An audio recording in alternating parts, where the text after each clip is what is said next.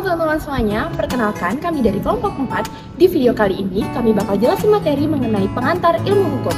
Tapi sebelum kita masuk ke videonya, kenalan dulu dong sama anggota kelompok kami.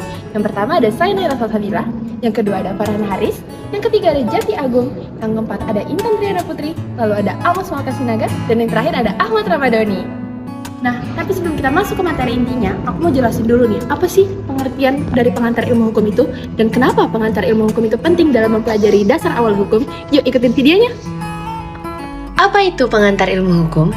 Pengantar ilmu hukum adalah sebuah dasar atau langkah awal untuk mempelajari lebih lanjut mengenai ilmu hukum. Nah, dalam pengantar ilmu hukum, kita akan mempelajari mengenai pengertian-pengertian dasar, gambaran dasar tentang sendi-sendi utama ilmu hukum, juga mempelajari tentang sejarah hukum, yaitu asal-usul terbentuknya hukum, perkembangan hukum, dan perbandingan terbentuknya hukum dalam suatu masyarakat tertentu karena adanya perbedaan-perbedaan di antara masyarakat yang satu dengan masyarakat yang lainnya. Di dunia ilmu hukum, pengantar ilmu hukum sering sekali disebut dengan ensiklopedia hukum. Lalu apa sih alasan mengapa pengantar ilmu hukum itu penting dalam mempelajari hukum? Yang pertama, pengantar ilmu hukum memberikan suatu pandangan umum secara ringkas mengenai seluruh ilmu pengetahuan hukum. Yang kedua, pengantar ilmu hukum memberikan suatu pandangan mengenai kedudukan ilmu hukum di samping ilmu-ilmu lainnya. Yang ketiga, pengantar ilmu hukum menjelaskan pengertian dasar, asas, dan penggolongan cabang-cabang hukum. Nah, pengantar ilmu hukum juga memiliki tujuan dan kegunaan.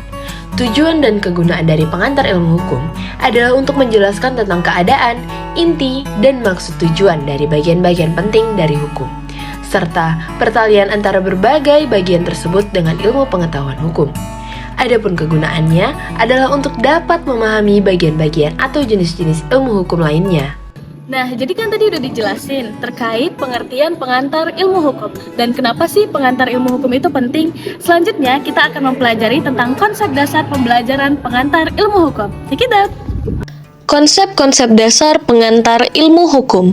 Yang pertama, subjek hukum. Sesuatu yang menurut hukum berhak atau berwenang untuk melakukan perbuatan hukum, atau siapa yang mempunyai hak dan cakap untuk bertindak dalam hukum. Subjek hukum yaitu berupa orang, naturalized person, dan badan hukum, rege person. Yang kedua, objek hukum. Segala sesuatu yang bermanfaat bagi subjek hukum dan dapat menjadi objek dalam suatu hubungan hukum, berupa benda ataupun hak yang dapat dimiliki dan bernilai ekonomis. Yang ketiga, peristiwa hukum, yaitu suatu kejadian biasa dalam kehidupan sehari-hari yang akibatnya diatur oleh hukum. Yang keempat, perbuatan hukum. Menurut Suroso, perbuatan hukum yaitu setiap perbuatan manusia yang dilakukan dengan sengaja untuk menimbulkan hak dan kewajiban. Yang kelima, akibat hukum.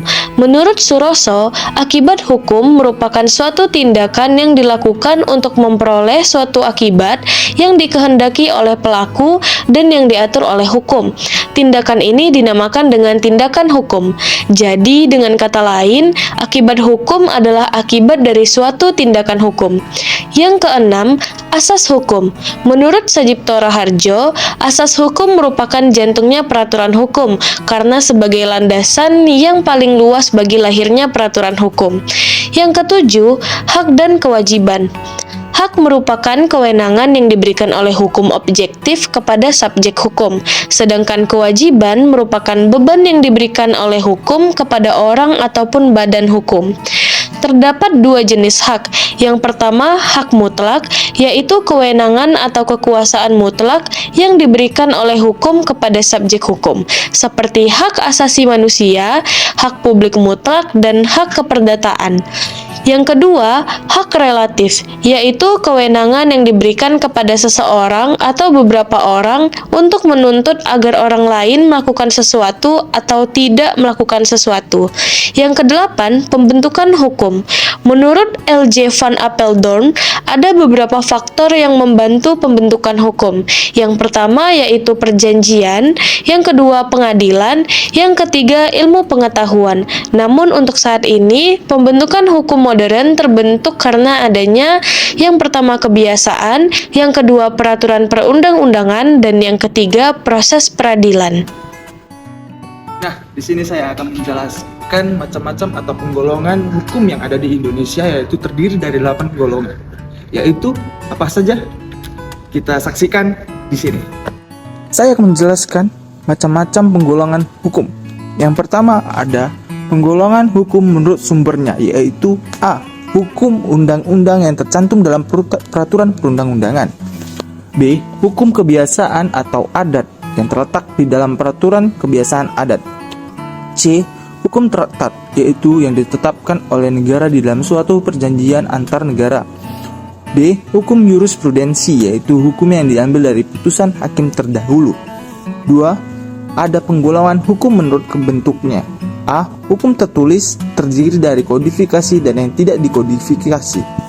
B. Hukum tidak tertulis atau hukum kebiasaan.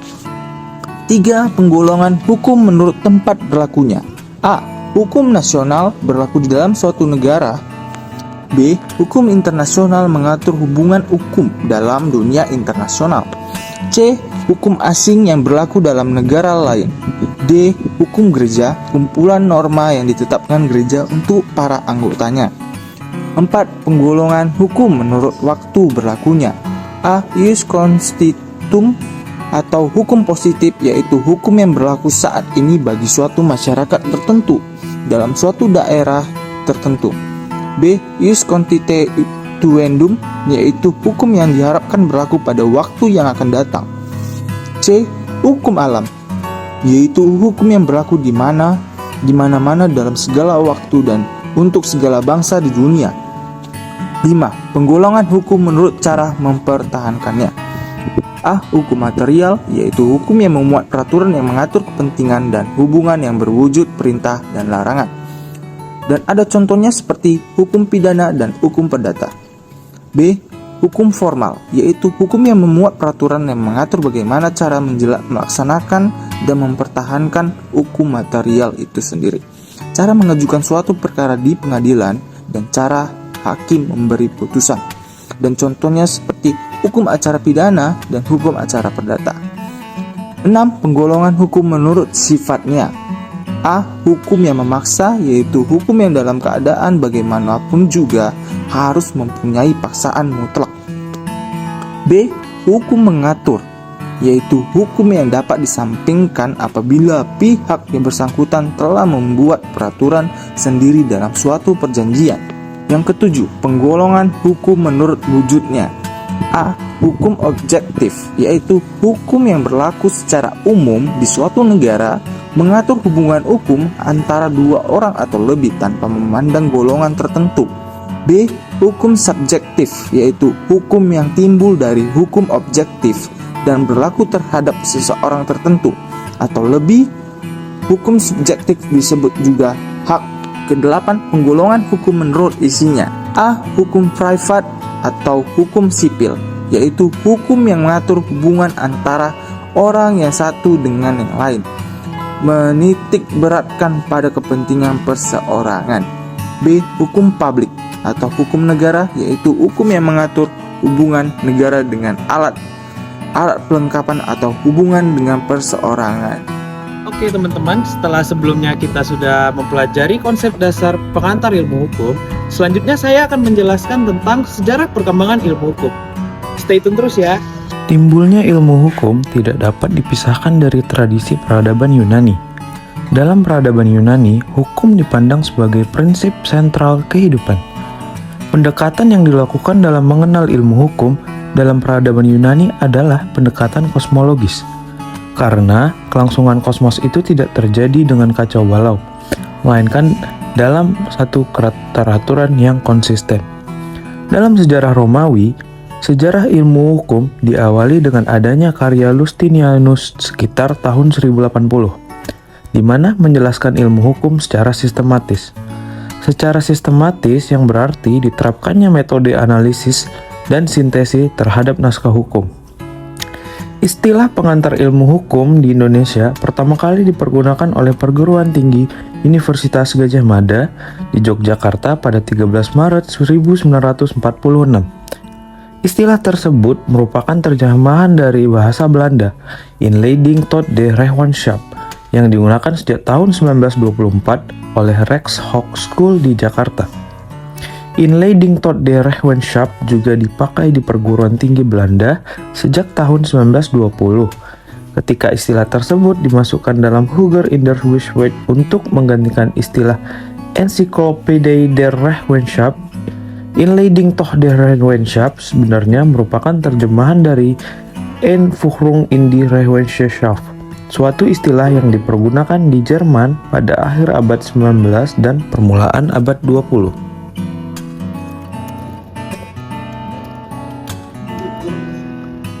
Dalam perkembangannya, terdapat tokoh-tokoh dan peristiwa yang membentuk hukum sampai dengan sekarang.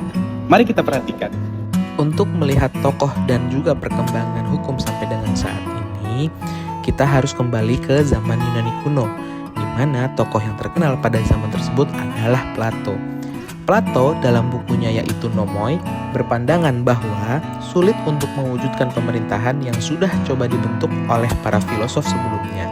Plato kemudian menawarkan pilihan nomokrasia, di mana konsepnya adalah menempatkan undang-undang atau hukum sebagai penguasa tertinggi dalam negara.